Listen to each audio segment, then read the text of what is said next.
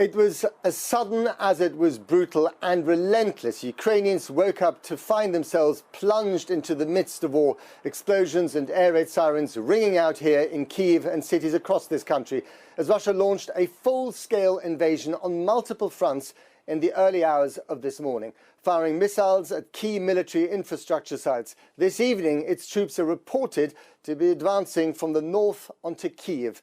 Other cities that have been targeted include Odessa, the major port on the Black Sea, and there are reports of hundreds of explosions in Mariupol tonight, which is located close to Russian-controlled territory. But also in towns like Lutsk in Ukraine's west. It shows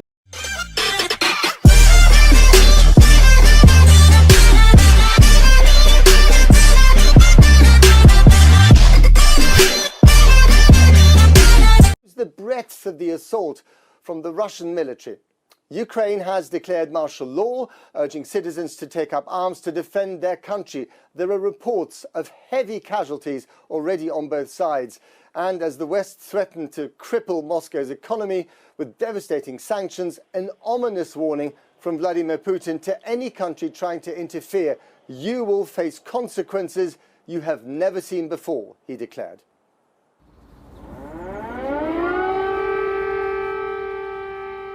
The dawn chorus that no one wants to hear. Air raid sirens in Kyiv, signaling that the full-scale invasion of a European country in the year 2022 was well underway.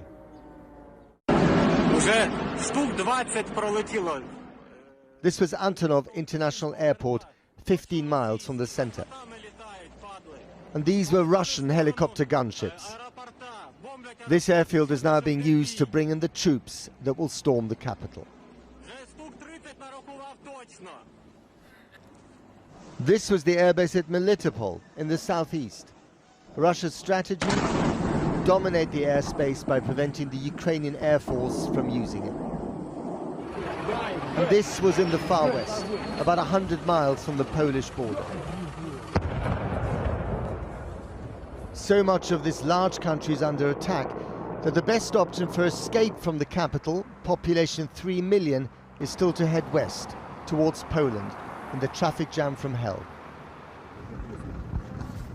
At the central bus station, a mayhem of desperate departures in a year defined by them. First Kabul, now Kyiv. These people are running away from the Russian soldiers knocking at the doors of the capital. Running to any bus that will take them, always west. Now imagine doing this with your kids. Your whole past, present and future suddenly reduced to one suitcase and one burning question. Can you make it onto that bus? Where's this bus? Well, we are trying to get to Poland. Yeah, and fly from Poland, but to be honest, I can't see it happening. Yeah. So we don't have any buses to take us anywhere. Are you scared? I'm okay for now. I'm alive, but you never know what will happen like in 5 minutes, so... Can you imagine living in a Ukraine run by one of Vladimir Putin's puppets? Oh, that's a disaster, of course, no. But that's what might happen. We hope no, but I don't know. I don't know what's gonna happen, to be honest. The Russian tanks keep coming. These were filmed a few hours' drive north of Kyiv. Soon they will enter the city. And this was the man who dispatched them overnight. In Moscow today, seemingly relaxed despite or because of the chaos that he's unleashed, at a business conference dealing with the fallout of sanctions. То, что происходит, вынужденная мера. Мы просто не оставили никаких шансов поступить иначе. Риски в сфере безопасности создали такие, что другими средствами отреагировать было невозможно. The denazification and demilitarization of Ukraine. That was his outrageous justification for all this. The first based on a lie, the second a euphemism for invasion. He may feel that he's on the side of history, fulfilling his legacy as Vladimir the Bold, the modern Tsar who is resurrecting the Russian Empire by occupying Ukraine. But not everyone in Russia has bought into his mission. This was an anti-war demonstration in St. Petersburg, Putin's beloved hometown. Could the invasion create a backlash against him? Early days. But that was certainly the hope of this man, an unshaven and distraught-looking President Zelensky addressing the Ukrainian people. Ми вже видаємо зброю і будемо видавати для захисту нашої землі всім бажаючим, всім спроможним захищати наш суверенітет. Від кожного громадянина України залежить майбутнє нашого українського народу. He appealed to their courage, summoning the millions of citizen defenders, telling them to take up arms, imploring them not to panic. So how's that going? Thanks to the invasion, it's rush hour every hour with the clock ticking, also at the main train station. The trains in red are the ones cancelled because the destinations have come under attack. Outside we find Irina, who's been unable to buy a train ticket and who's packed her entire existence onto one cart. What's your message to Vladimir Putin today? Vladimir Putin, please, go out to our country. Go out, go out. We don't want you. We don't want war and we don't want you. But if you come, it will be very bad because I know our army, I know our people. Now it's panic, but tomorrow it will be all in one and then it will be very bad for you. Please go out from here. Just go out. And just a quick update on the news story here in Kyiv. That airport that we showed you, the airport of Antonov, 15 miles to the north of the city, that was taken by the Russians earlier, has apparently been taken back by the Ukrainians. That is according to the office of the president here in Kyiv. We'll give you more updates, of course, as they arrive. Now, within the last hour also, we've been getting pictures from the exclusion zone around the Chernobyl nuclear reactor, which has reportedly been captured by Russian troops. An advisor to Ukraine's president said that their forces had lost control of the highly radioactive site after putting up fierce resistance. Earlier, a Ukrainian Interior Ministry official claimed that if the Chernobyl depot was destroyed by artillery strikes, then radioactive dust would cover Ukraine, Belarus and other EU countries. Gosh. Well, in Washington, D.C., President Biden has just been giving a televised address from the White House. Let's hear a bit of what he had to say. Putin's actions betray his sinister vision for the future of our world, one where nations take what they want by force. But it is a vision that the United States and freedom-loving nations everywhere will oppose with every tool of our considerable power.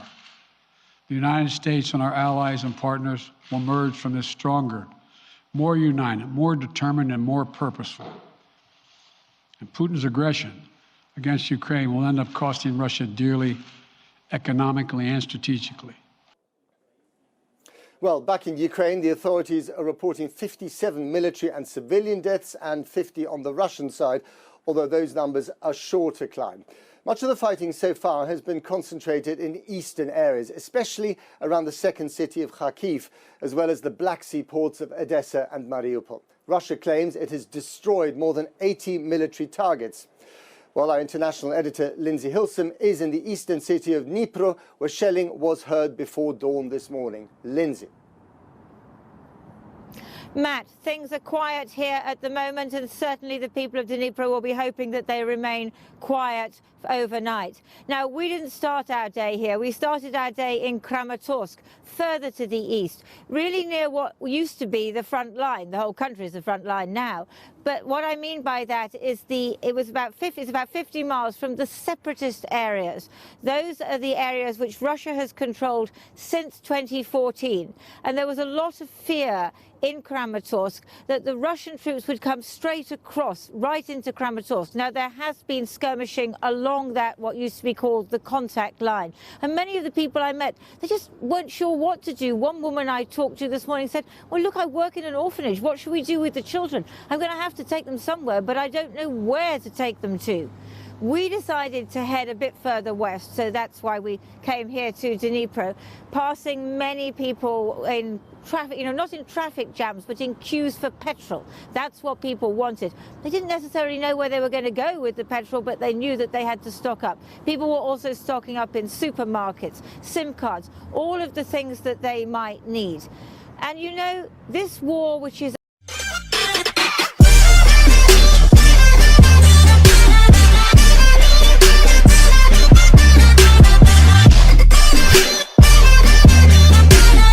unfolding in Ukraine. North, south, east and west. It's all over the country. But this is how it started, first thing, here in Dnipro. All of Ukraine is a front line now. The night sky even lit up here in Dnipro as Russian missiles hit a military depot on the outskirts of town. At dawn, a military airfield near Poltava to the north was targeted. Explosions echo through peaceful villages, agricultural fields, and now battlefields.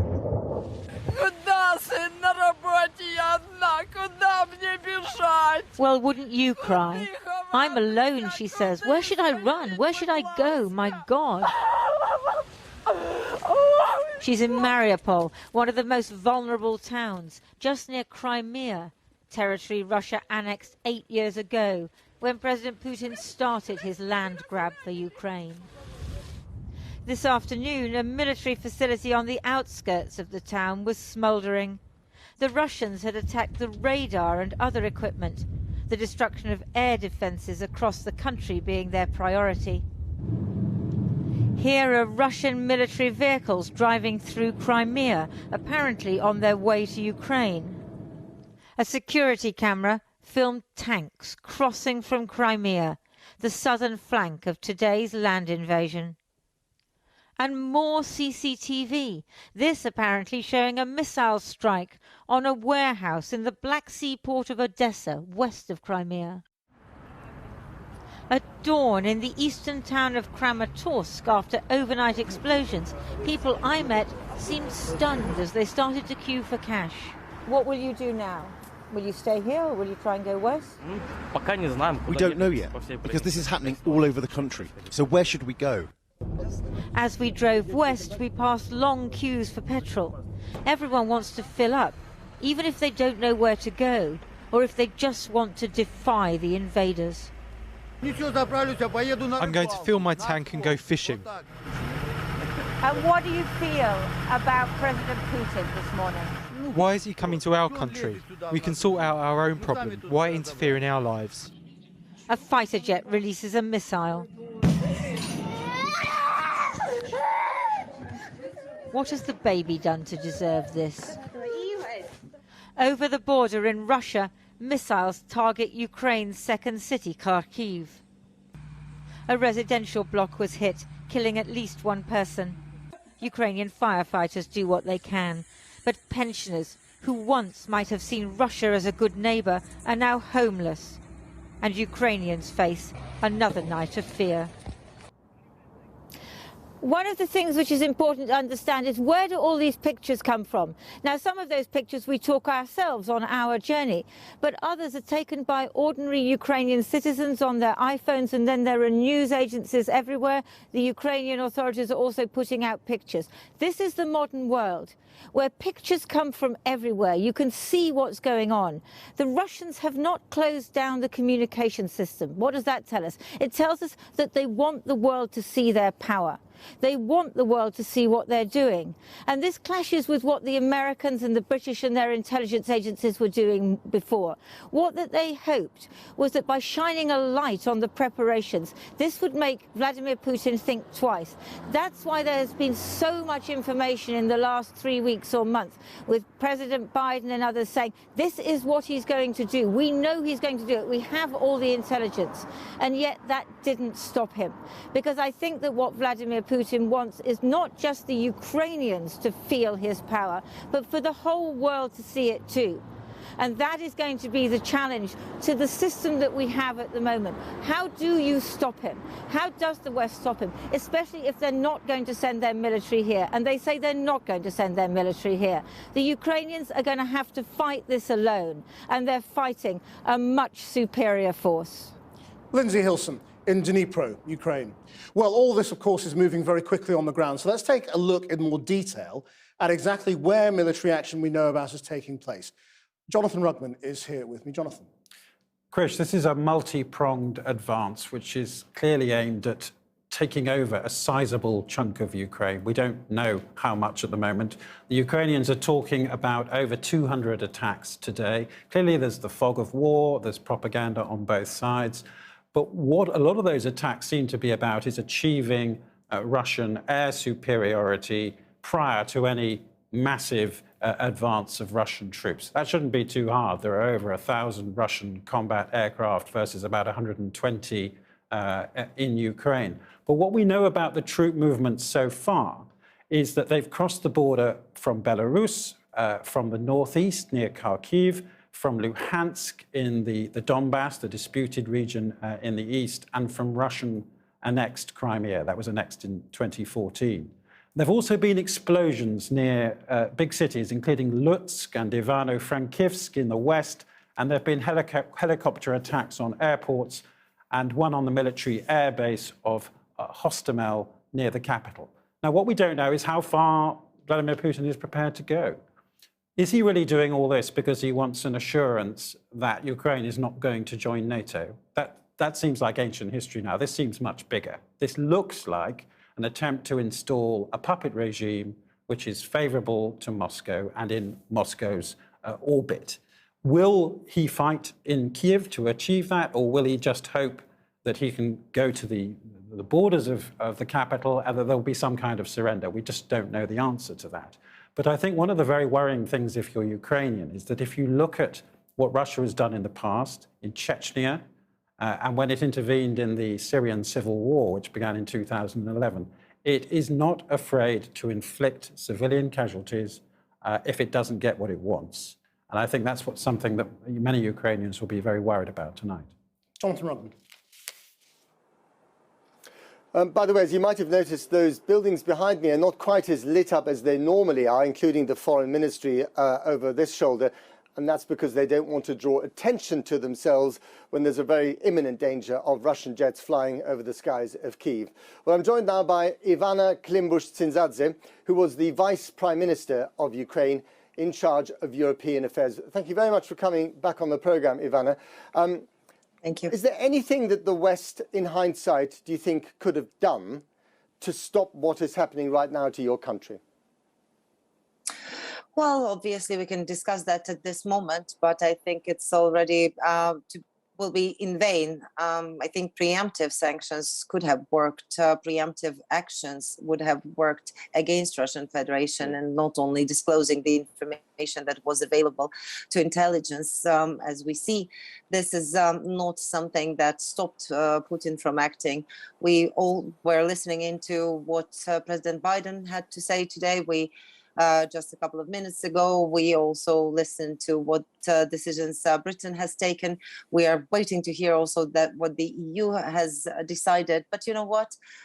We all woke up this morning at 5 a.m. in the morning to the blasts and shellings, and to the sound of blasts and shellings. And it's 17 hours since then.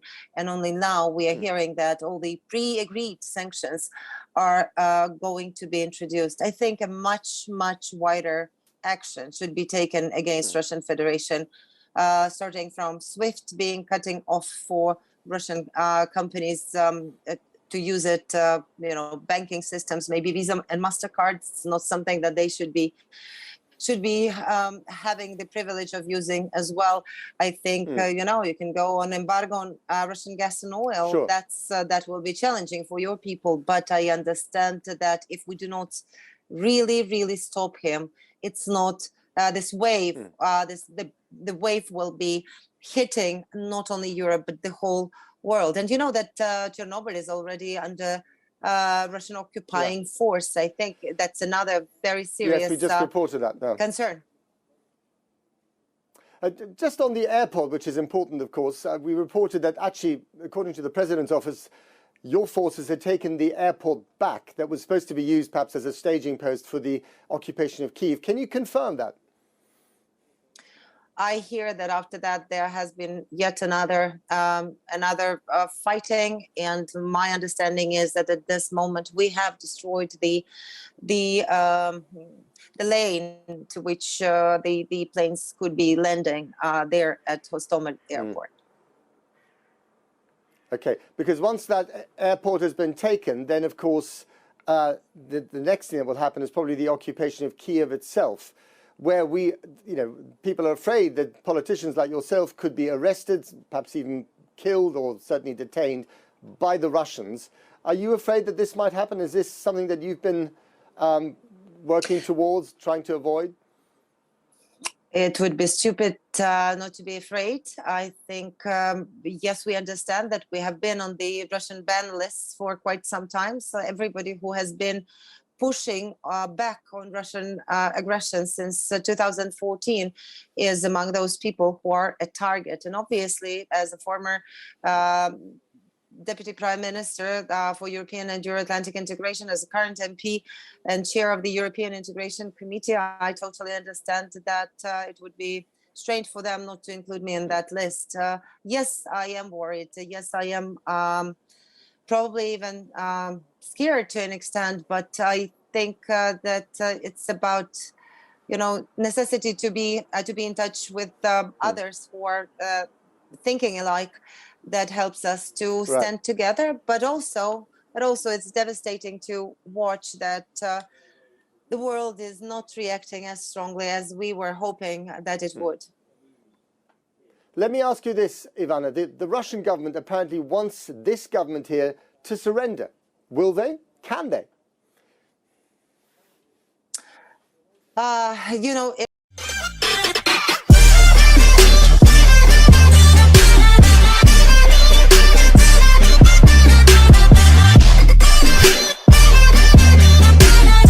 the government that was elected by Ukrainian people. I would hope and pray and encourage them, and sending them, you know, all of my support in this particular moment, even though I'm from a position to actually stand to this, stand against these demands of Russian Federation and not give up on the country. I think that would be devastating for any beam of light of the future for Ukrainian people if they surrender and if they agree to actually evacuate.